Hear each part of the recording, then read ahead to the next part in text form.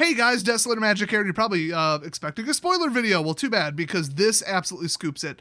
As of 2:16 p.m. today, Perfect World Entertainment, aka Cryptic, aka Arc, aka everybody, they just sent out an email just simply stating about Magic Legends. Thank you for playing Magic Legends. With a heavy heart, Magic Legends will be shutting down following the end of the PC Open Beta on October 31st, 2021.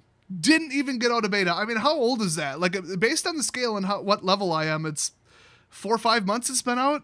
Something like that. I can look it up, but it's not long. I mean, holy crap. So it gets even wilder here. I'm gonna, before I jump in and tell you all what's going on, because I'm like level 102 in the game. I've been playing it like crazy. But I'll read the email here. So all in-game purchases across Arc and the Epic Game Store will be fully refunded. So I guess like ever since the start of the game, how the hell do they have the budget for that?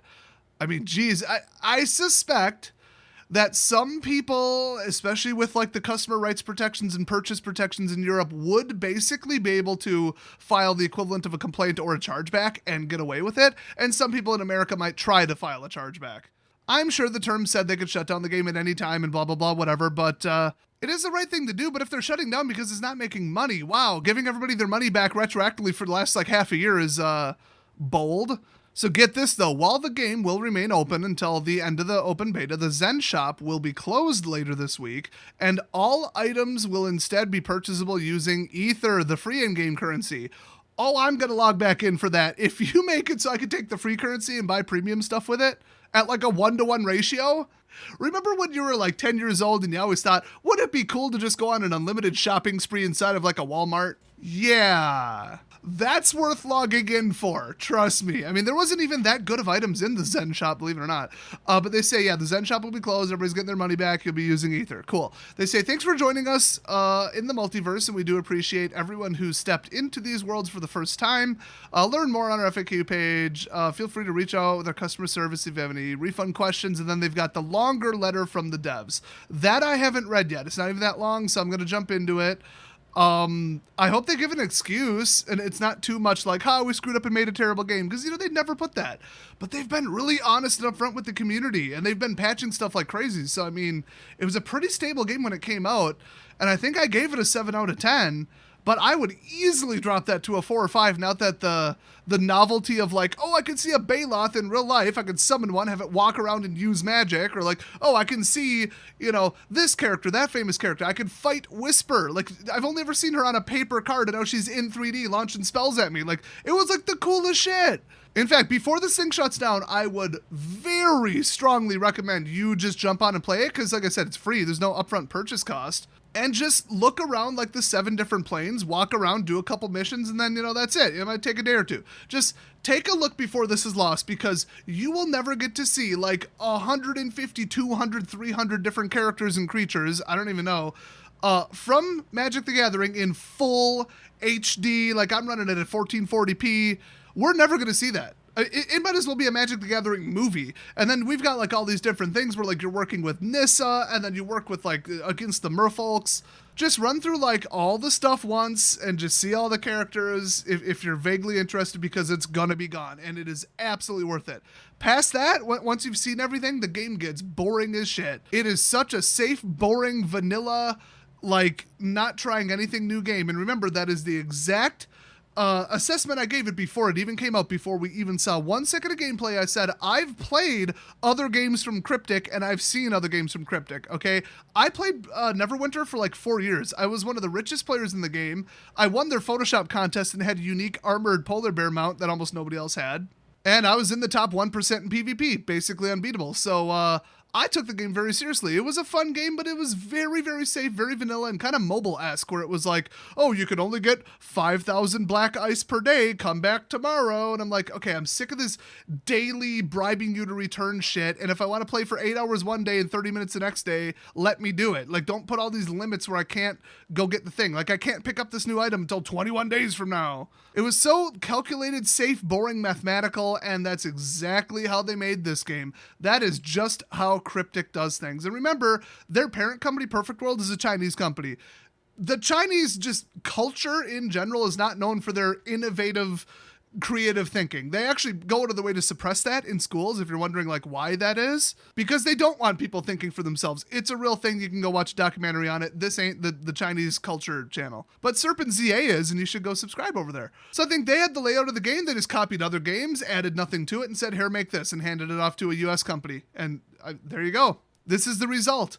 The problem is, if this game came out 15 years ago, people would be playing it like crazy. It's about as safe, generic, and repetitive as World of Warcraft, and look how World of Warcraft did. The problem is, it's 15 years later.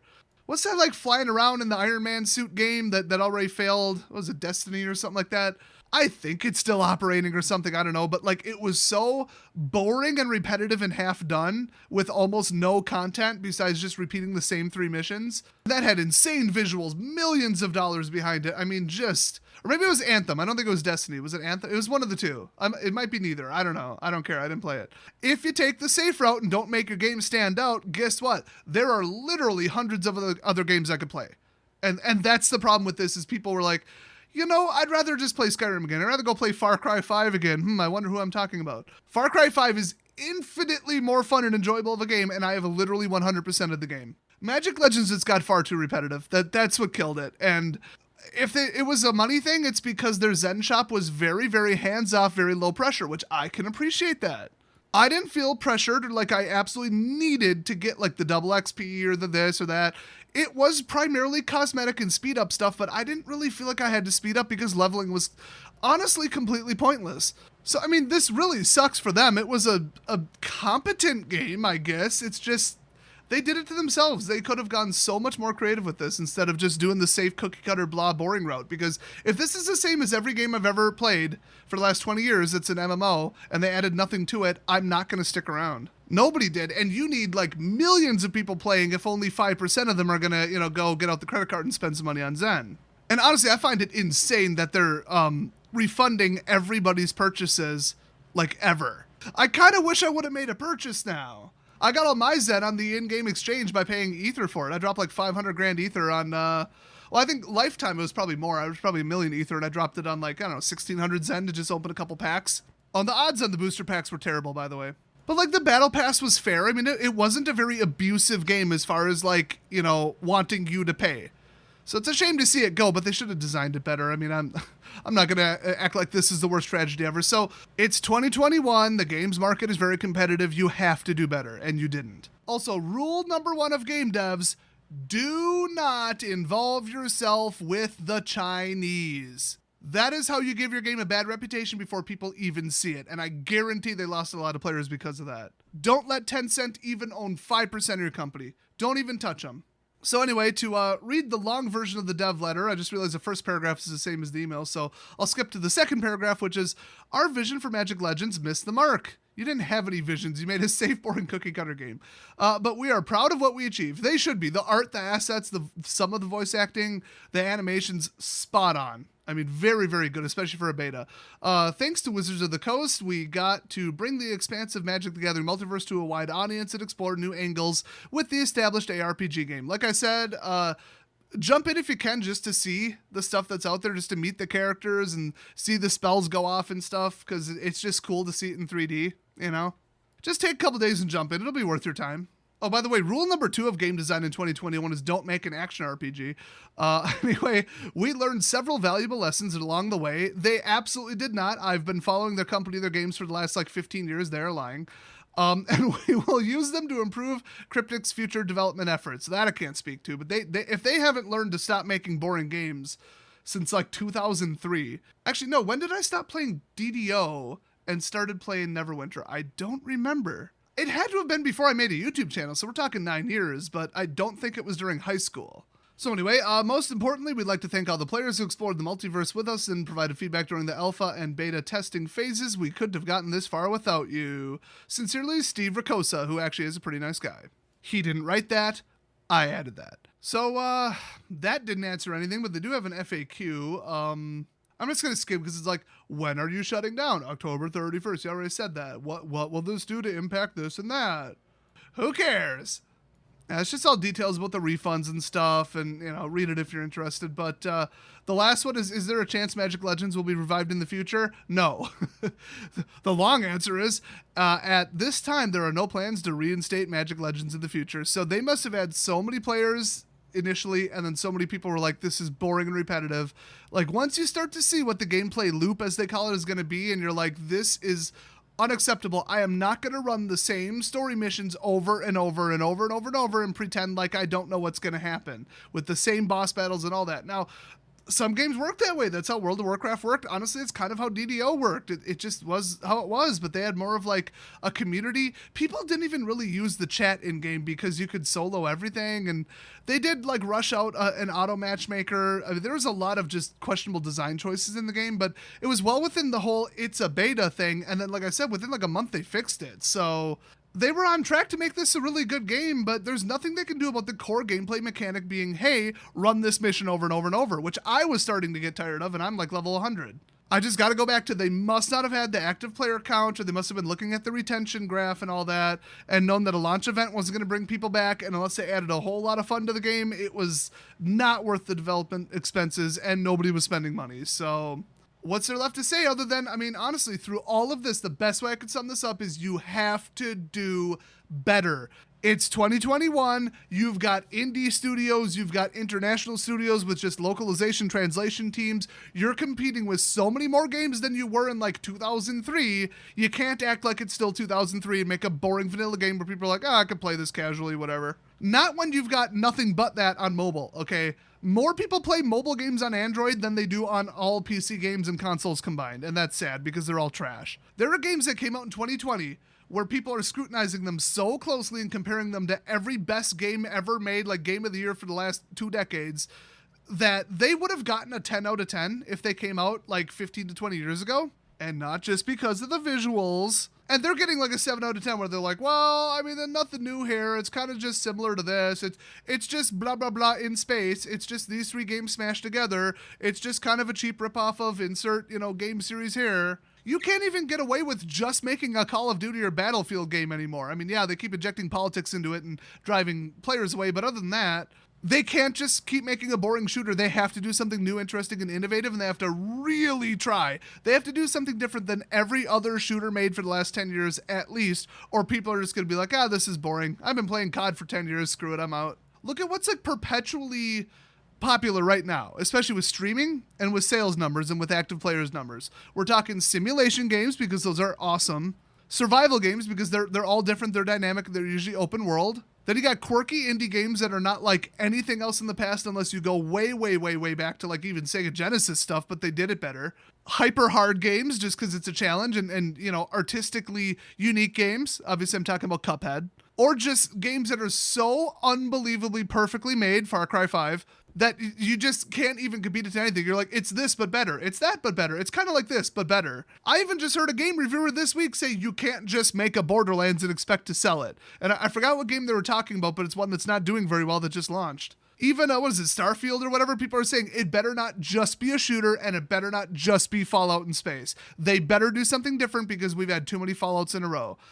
I disagree, but I'm a huge fanboy of the series, so I'm super biased. I think the more casual people would be like, this is just like every other Fallout, and then not like it, You can only push the graphics so far. I mean, when I went from Morrowind to Oblivion, I'm like, I don't care if the gameplay's worse. Holy crap, look at these graphics. And then from Oblivion to Skyrim, I ended up kind of caring that they made the gameplay a lot worse, but I was like, these visuals, though. But how much more photorealistic can you get at this point? I mean, visuals from 5 years ago up to now, you're just like, what changed? Oh, ray tracing. Wow, well, nobody can run that. Oh, now we can do 4K almost.